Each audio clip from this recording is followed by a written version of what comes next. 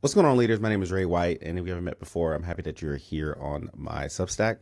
What I'm working to do is to be a little bit more, to share some of my thinking, how we as leaders can design community, place, culture, neighborhoods, just the places that we inhabit and design them for belonging, for thriving, for collective community, right? Like, how can we be architects of creating a belonging community? Essentially, is what I look to write for this Substack. And this is getting me deep back into my bag of research. Now, I have not done any type of research in this manner since college, and it's been about like 12 to 15 years from now. So, and that's for undergrad, and then later on in my MBA. But I got my undergrad in sociology and American ethnic studies. I have my master's degree in business, but I found myself enjoying reading research articles, especially on leadership, management, and culture and subcultures in our society, and just trying to find like the nuances within it. And I don't know, it's fun for me, so I'm excited to leverage that part of my brain in this space, presenting articles and works that I've done in the community in the past 8 years. I'm a speaker, and I'm a leadership development specialist, organizational development specialist. I do this work on as a part of my consulting with Leaders Lens, and I also am a practitioner personally. I've been a middle manager for the past 13 years in nonprofit and not-for-profit spaces, understanding organizational structure or understanding corporate structures and leading and managing teams. Plus, I play sports.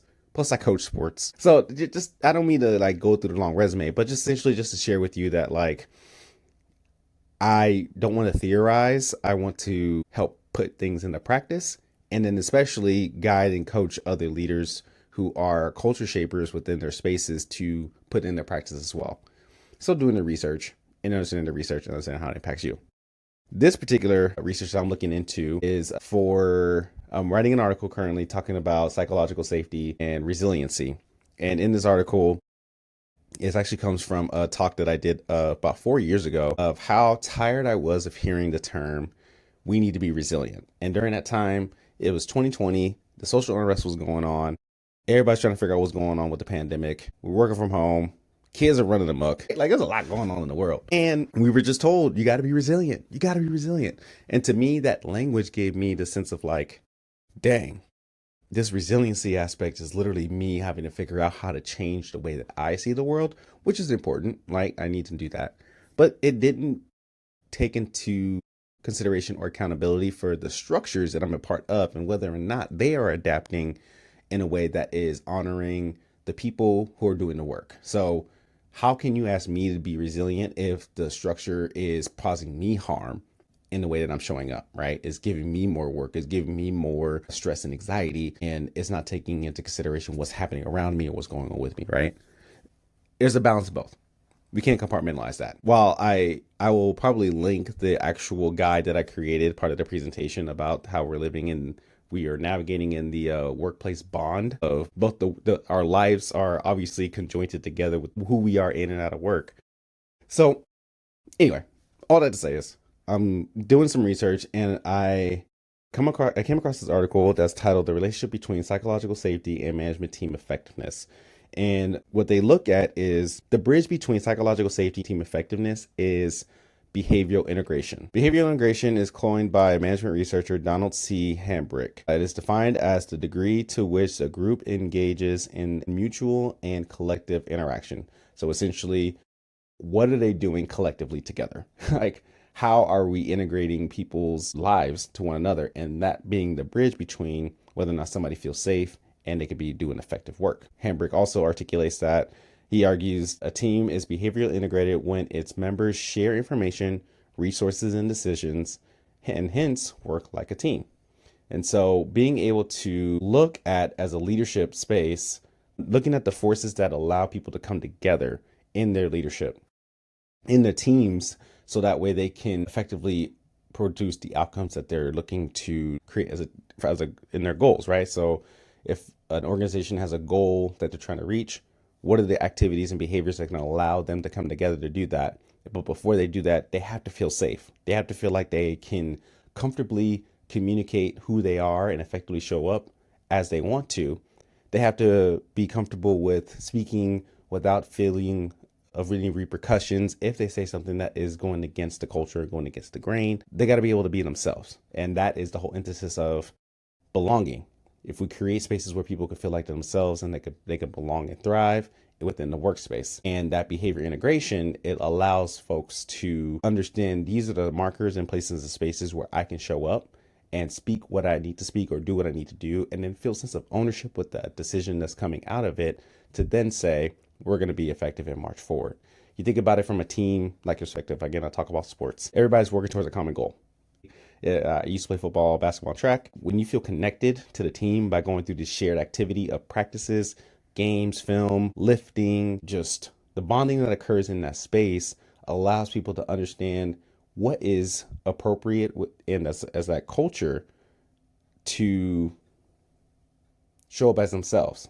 Because you can't just throw together a group of people and say, all right, now tomorrow go win a championship, if you haven't defined what the cultural norms are, or be able to critique the cultural norms and give the space for people to feel comfortable to step into it and share how they can contribute to the end goal, like giving them some sense of authority, giving them some sense of ownership in the work, and to contribute in a way that makes sense for them in their activities towards that end goal. So it makes sense. Like I see this and I'm like, yeah, that actually does make a lot of sense. Like I need to start thinking through, how am I setting up environments where people want, one, how am I modeling the way of the importance of feeling safe and being safe by vulnerably showing up in this space, but then two, creating the environments where if I want the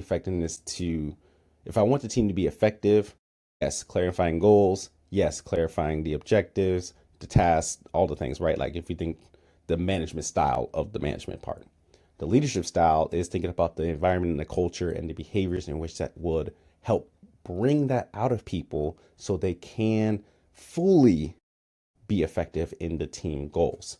So how am I looking at the type of attitude that we have and encouraging that attitude? How am I creating collaborative spaces where people can collectively share what is necessary to do that work? How am I integrating those ideals, integrating people's perspectives and worldviews into that space and helping contextualize it for what success could look like? How am I bringing decisions to them and helping them help me with problem solving, right? And share that their voice matters in this work too. And the more I do that, the greater safety they feel psychologically and physically, and the more engagement that they will receive to then will lead to us being more effective because we know how each other at least will think, or create the spaces where we know where to think and how to think. We know what works and what doesn't. We are free to speak into each other's systems without the ego, and we can work together to reach a common goal. So this is fascinating stuff. And it is interesting because if you sit back and look at the systems that we're part of and look back at what makes people feel success, they need to feel safe. You need to create the conditions where the behaviors are integrated that will lead them to effectiveness. And you got to give them a North Star or a goal to strive towards, and constantly check and adjust how that is showing up regularly and effectively for you and your team. So I'm gonna keep diving into this. I just wanted to stop real quick and kind of process this, but this article will drop here pretty soon of how it plays a role in the safe principles that you'll see in the article. And I would love to hear what you think. What are your thoughts on psychological safety, behavior integration, and team effectiveness? How have you seen this manifest within your leadership and the place that you're part of? What are some actions of how behaviors are becoming integrated with one another to create that safety, to reach that effectiveness? I'm interested to hear what's working for you and what's not working, and what do you wish would be working too, because it's not, who's to say that like what is articulated or what is done to create that mutual collectiveness and that mutual interaction where people are exchanging information, where people are collaborative and are shared in the decision making. Those are the concepts, but how are you actively, effectively doing that within your workspace? So folks feel safe, folks feel like they belong, folks feel like they can thrive towards the end goal. I'm interested in hearing that. You can either comment on the end of at the bottom of this video, or also on the article as well. And if you like to hear more of the ways that I'm thinking and the research that is centered on what will help us as leaders construct these environments where folks can belong and thrive through your leadership. Follow along for more. Until then, I'll catch you on the next research reflection with Ray.